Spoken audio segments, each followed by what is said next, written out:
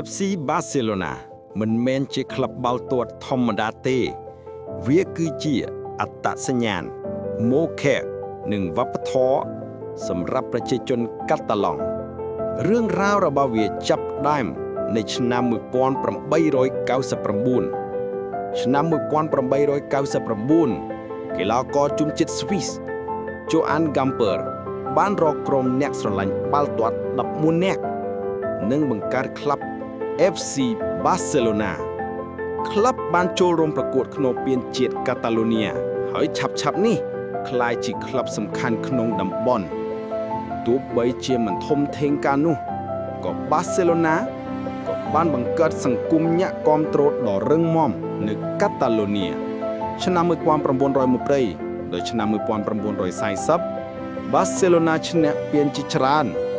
ប៉ុន្តែពេលសង្គ្រាមធ្វើឲ្យក្លឹប almost ខូចខាត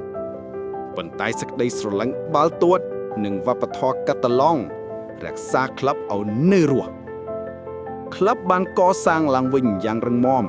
បន្ទាប់ពីសង្គ្រាមនិងចាប់ផ្ដើមប៉ះពាល់ទៅលើបាល់ទាត់អេស្ប៉ាញ៉ានាំយក Johan Cruyff មហាអតីតកីឡាកររបស់ហូឡុង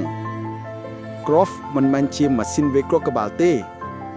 គាត់នាំមកនៅទស្សនៈ Total Football ដែលធ្វើឲ្យ Barcelona មាន style លេងខ្លាំងបំផុត Cruyff ឈ្នះ La Liga នាំ Barcelona ឡើងកំពូលឡើងវិញ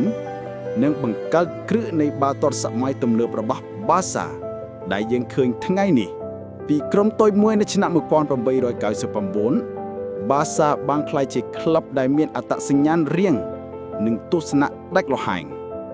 EP2 យើងនឹងបន្តពី Cruyff Player Era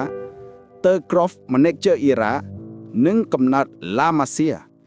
និងការផ្ដល់កំណើត Messi